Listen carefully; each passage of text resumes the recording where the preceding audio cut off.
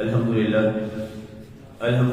وحدہ والصلاة والسلام علی من لا نبی بعدہ اما بعد فاعوذ باللہ من الشیطان الرجیم بسم اللہ الرحمن الرحیم يطوف عليهم ولدان مخلدون بأكواب وأباريك وكأس من معين لا يصدعون عنها ولا ينزفون وفاكهة مما يتخيرون وَلَحْمِ طَيْرٍ مِّمَّا يَشْتَهُونَ۔ ان کی خدمت میں سرگرداں ہوں گے ہم سے خوبصورت نوخیز لڑکے پیالوں اور کوزوں کے ساتھ شراب محبت کے ابلتے چشمے سے چھلکتے جام، اس سے ان کو نہ تو درد سر ہو اور نہ وہ مست و مدہوش ہوں، اور پھلوں میں سے جو وہ چاہیں اور پرندوں کا گوشت جس کی وہ خواہش کریں۔ آج ہماری سورہ الواقعہ کی آیت مبارکہ 21 تک کی تلاوت و ترجمہ کا شرف نصیب ہوا۔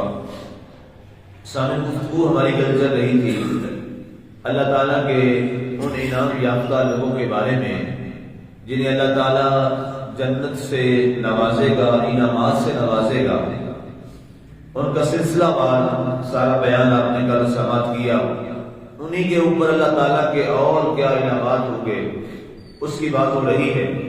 تو ارشاد ہوا یطوف علیہم ولدان مخلدون، کہ وہاں پر غلمان، ایک اس کے لیے بڑا خوبصورت لفظ ہے وہ ہمارے علماء نے لکھا ہے، پورو غلمان۔ حور کے بعد آگے ابھی کل درس میں بھی آگے آئے گا، اس سے پہلے بھی آپ 3-4 روز پہلے سن چکے ہیں۔ اللہ تعالیٰ نے فرمایا کہ خدمت کے لیے وہاں پر اہل جنت کے لیے نوخیز لڑکے جو ہیں وہ ان کی خدمت کے لیے وہاں اللہ تعالیٰ معمور کرے گا۔ اب یہاں پر اس حوالے سے بہت ساری باتیں ہیں کہ سوال یہ ہے کہ یہ اہل جنت کے لیے یہ ساری چیزیں جو بیان کی جاتی ہیں، کبھی حوروں کا ذکر ہے، کبھی غلمان کا ذکر ہے، کبھی ان کے خدمتگاروں کا ذکر ہے، یہ ساری چیزیں ہیں کیا؟ بنیادی طور پر ان کا ذکر اللہ تعالیٰ یہاں فرما کیوں رہا ہے؟ فرمایا کہ ہم سارا جو کچھ بیان کر رہے ہیں یہ بنیادی طور پر اہل جنت کے پروٹوکول کا ذکر ہے۔ دنیا میں اس لیے بیان کیا جا رہا ہے تاکہ دنیا میں لوگ اپنے پروٹوکول کے لیے جو چیزیں استعمال کرتے ہیں وہ یہی ہے۔ فرمایا تو ہمارے ساتھ محبت کرنے والے لوگ، ہمارے ساتھ پیار کرنے والے لوگ وہ پریشان نہ ہوں اور انہیں یہ بات ذہن نشین رہے کہ قیامت والے دن اگر دنیا میں انہیں یہ سارا ناز و نام نہیں مل سکا، ہماری یاد میں وہ مستغرق رہے، تو انہیں خوشخبری ہو کہ ان کے پاس جو ناز و نام کی دولت ہے یہ چند روزہ ہے، اس کے بعد ختم ہو جائے گی۔ ان کے پروٹوکول آج عارضی ہیں، کل ختم ہو جائیں گے، لیکن اے ہم سے محبت کرنے والے اہل محبت، اللہ تعالیٰ تمہیں جو پروٹوکول جنت میں عطا فرمائے گا وہ ہمیشہ کے لیے ہوگا، کبھی ختم بھی نہیں ہوگا، کبھی ختم نہیں ہوگا۔ تو فرمایا یطوف علیہم ولدان مخلدون، یطوف طواف سے نکلا ہے۔ طواف کسے کہتے ہیں؟ چکر، گول چکر، اسی کے ارد گرد گھومنے کو طواف کہا جاتا ہے۔ جیسے خانہ کعبہ میں جو لگایا جاتا ہے وہ کیا ہے؟ طواف۔ طواف کا مطلب کیا ہے کہ کعبہ معظمہ درمیان میں ہے اور اس کے ارد گرد، سرکل کے ارد گرد جو ہے سارے لوگ اس کے ارد گرد گھوم رہے ہیں، اور اس کی طرف اس کا ایک معنی یہ بھی ہوتا ہے کسی کی طرف کھینچے چلے جانا۔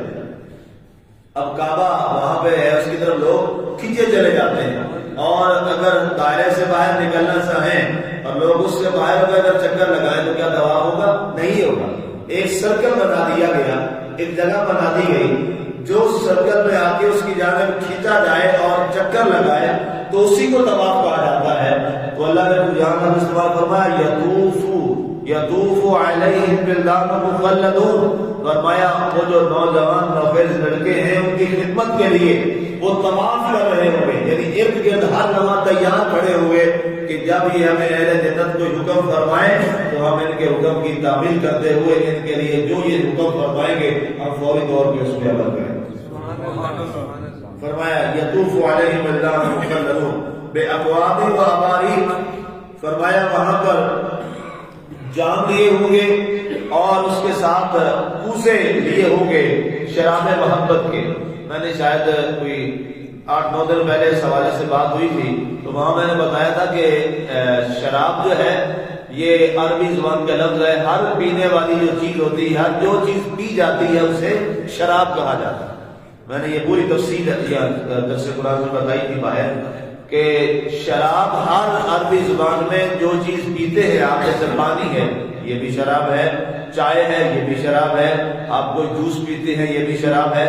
تو یہ ہمارے ہاں جو مشہور ہوئی ہے یہ شراب، اس کا خاص نام دیا گیا ہے، اس کا نام عربی میں کیا ہے؟ خمر. خمر.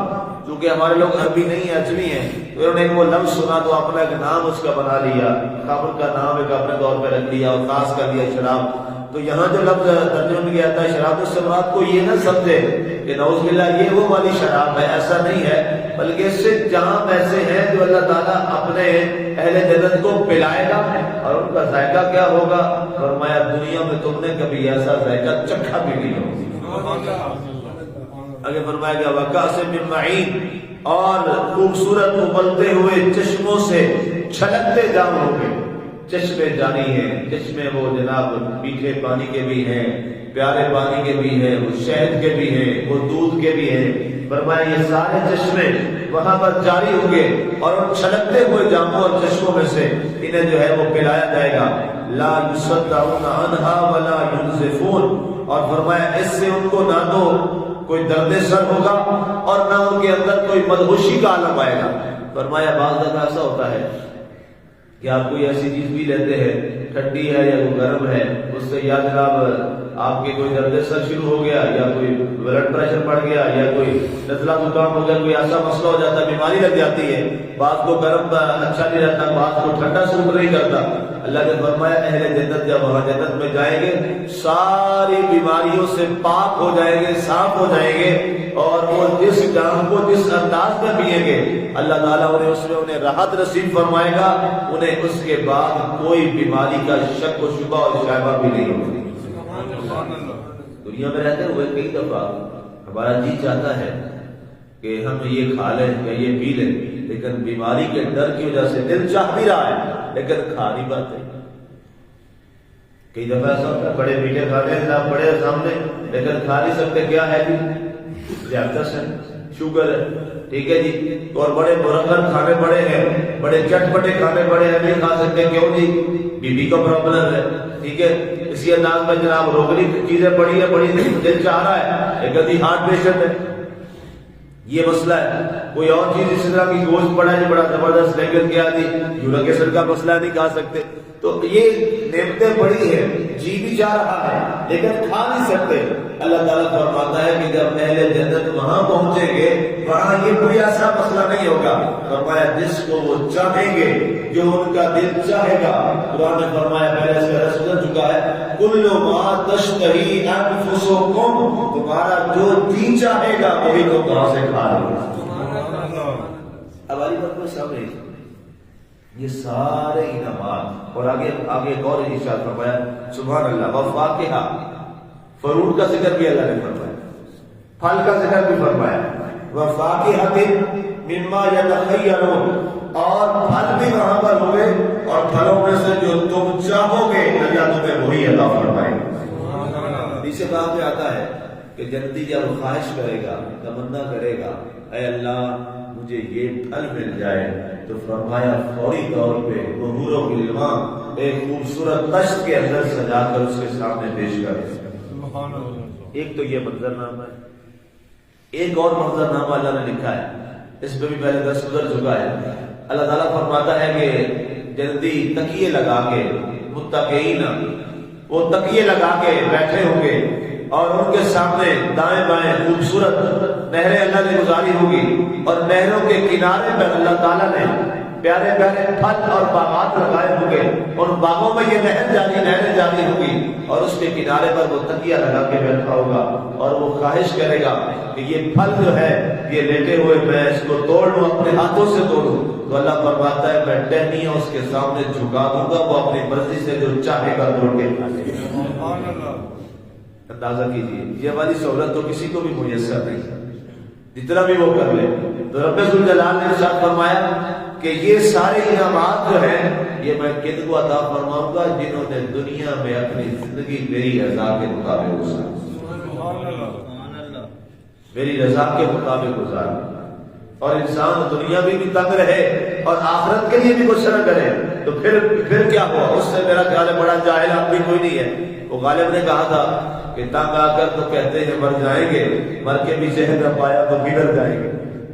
اگر دنیا میں یہ حالات ہے تو کم از کم انسان کو یہ تو چاہیے کہ اپنی آخرت کی زندگی تو اچھی کر لے، اخروی زندگی تو اچھی کر لے، اور کل یہ امید تو ہو کہ چلے جب دنیا سے جائیں گے تو انشاءاللہ جو یہاں ہماری خواہشات پوری نہیں ہو سکی، اللہ کل بروز حشر اللہ ہماری وہ خواہشات وہاں پوری فرما دے، اور انسان یہاں بھی اس طرح ہو اور پھر اپنی دنیا کے ساتھ اپنا دین بھی وہ سیدھا نہ کر سکے، اپنی آخرت بھی سیدھی نہ کر سکے، تو پھر اس نے زندگی یہاں کی فضول گزار کے رکھ دیا۔ آگے ارشاد فرمایا گیا وَلَحْمِ طَيْرٍ مِّمَّا يَشْتَهُونَ، اللہ تعالیٰ نے پھلوں کے بعد، پینے والی چیزوں کے بعد، اس کے بعد اب اللہ تعالیٰ نے گوشت کا ذکر بھی فرمایا۔ اللہ نے فرمایا گوشت بھی کس چیز کا ہوگا؟ وَلَحْمِ طَيْرٍ، فرمایا وہاں پرندوں کا گوشت ہوگا۔ جو مہنگا ترین گوشت ہے اس وقت پوری دنیا میں، جو مہنگا ترین گوشت ہوتا ہے وہ پرندوں کا گوشت ہوتا ہے۔ بڑے بڑے جناب شہزادے اور بادشاہ جو لوگ ہیں وہ پرندوں کا شکار کرتے ہیں۔ آپ کو پتہ ہی ہے یہاں بڑے ہمارے لڑائی رہی، عرب شہزادے آ کے یہاں پہ چورستان میں شکار کرنے آتے تھے چکور کا۔ تو یہ کیا ہے؟ یہ ایک ناز و نام اور بڑے ہونے کی علامت اور نشانی ہوتی ہے کہ جناب ہم پرندوں کا شکار کر کے پرندوں کا گوشت کھائیں گے۔ تو اللہ نے فرمایا وہاں پر انہیں پرندوں کا گوشت دیا جائے گا، کون سا؟ مما یشتہون، جس کا ان کا دل چاہے گا، جون سا پرندہ وہ چاہیں گے کہ اس پرندے کا میں نے گوشت کھانا ہے، اللہ تعالیٰ اسی پرندے کا گوشت انہیں عطا فرمائے گا۔ سامعین، یہ ساری نعمتیں اللہ نے کس کے لیے بنائی ہیں؟ اپنے بندے کے لیے۔ کتنی نعمتیں اہل جنت کے لیے بنائی ہیں، اور گویا اگر یہ دیکھا جائے کہ اللہ تعالیٰ نے اس ساری کائنات میں بھی بہت ساری نعمتیں رکھی ہیں، لیکن یہ ساری نعمتیں الگ ہیں۔ اللہ تعالیٰ نے جنت میں جو نعمتیں رکھی ہیں ان کا مزہ ہی کچھ اور۔ فرمایا وہ نعمتیں اور وہ انعامات اور وہ عنایات، فرمایا دنیا میں میں نے یہ نعمتیں جو رکھی سب کو دینا، کافر کو بھی مل رہی ہے، کافر کو بھی مل رہی ہے، مسلم کو بھی مل رہی ہے، مومن کو بھی مل رہی ہے، سب کو مل رہی ہے۔ فرمایا ماننے والے اس کو مانتا اس کو بھی دے رہا ہے، جو نہیں مانتا اس کو بھی دے رہا ہے، لیکن فرمایا یہ عارضی ہے، یہ سب کو اس لیے دے رہا ہوں کہ یہ عارضی ہے، یہ کچھ سالوں تک ہے، کچھ سالوں کے بعد یہ ختم ہو جائے گی۔ اللہ کے ہاں جو آخرت میں جو دن ہے اس کے حساب سے تو یہ چند گھنٹے اور چند لمحات ہی ہوئے نا جی۔ آپ کو بتایا ہوا ہے کہ آخرت کا جو دن ہے ایک دن دنیا کے 70,000 سال کے برابر،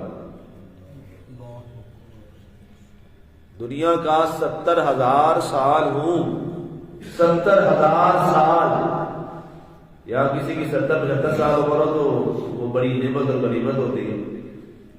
70,000 سال، 70-100 سال بھی نہیں، 70,000 سال ہوں تو آخرت کا ایک دن بنتا ہے۔ اب جو یہاں کی ہماری ایوریج اوسط جو ایج ہے اس کے مطابق تو یہ ہمارا اس حساب سے کوئی شاید میرا خیال ہے کوئی 1-1.5 منٹ ہی بنے۔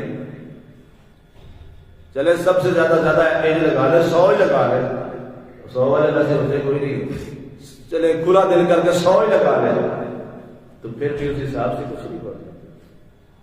1000 سال تو انسان کیوں نہ ایسا کرے کہ یہ جو چند منٹوں کی زندگی ہے اللہ کے حساب سے تو یہ چند منٹوں کی زندگی ہے، ہم جس کو بڑی زندگی سمجھ بیٹھتے ہیں۔ وہ بادشاہ ظفر کا بڑا خوبصورت شعر ہے، اس نے کہا تھا کہ عمر دراز مانگ کے لائے تھے 4 دن، 2 آرزو میں کٹ گئے 2 انتظار۔ یہ انسان کی زندگی ہے۔ اس نے کہا کیا ہم زندگی کرتے پھرتے ہیں۔ جب وہ جیل میں تھا رنگور میں، برما میں، تو وہاں اس نے یہ غزل لکھی تھی، لگتا نہیں ہے دل میرا اجڑے دیار میں، کس کی بنی ہے عالم نفا۔ یہ غزل پڑھنے والی ہے کیونکہ اس نے جب سب کچھ اس نے دیکھ لیا تھا اور اب وہ بے بس تھا، کبھی بادشاہ تھا اور آج اتنا بے بس ہے کہ پانی کی بوند کے لیے ترس رہا ہے، تو پھر جو بندے کے دل سے بات نکلتی ہے نا وہ حقیقی اصل بات ہوتی ہے۔ اس نے کہا تھا لگتا نہیں ہے دل میرا میرے تیار میں، کس کی بنی ہے عالم ناپائیدار۔ کہتا ہے یہ جو زمانہ ہے یہ بڑا ناپائیدار ہے، یہاں کسی کی کبھی نہیں بن سکتی، یہاں کسی کا ہمیشہ نہیں رہا۔ آج بادشاہ ہے کل وہی شام کا گدا ہے۔ کہا میں اتنا بڑا بادشاہ تھا، تندور میں قید ہوں اور پانی کے لیے ترس رہا ہوں، ناشتے کی روٹی اور لقمے کے لیے ترس رہا ہوں۔ عمر دراز مانگ کے لائے تھے 4 دن، 2 آرزو میں کٹ گئے، 2 انتظار میں۔ کہتے ہیں ہماری زندگی کا فسادہ کیا ہے، 4 دن صرف، اور 4 دن میں بھی کیا 2 دن لگ گئے آرزویں کرتے کرتے کہ یہ آرزو یہ چیز مل جائے، یہ بنا لوں، یہ بنا لوں، یہ بنا لوں، یہ کر لوں، یہ کر لوں، یہ کر لوں، اور 2 انتظار میں، 2 اس انتظار میں گزر گیا کہ میری خواہشیں کب پوری ہوگی، اور اس کے بعد وہاں سے بلاوا آ گیا چلے گئے۔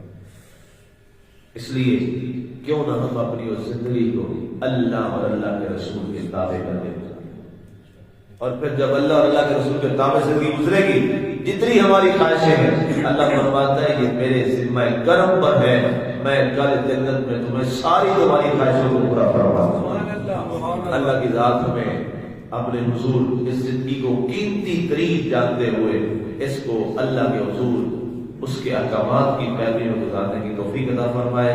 آمین و علینا البلاغ۔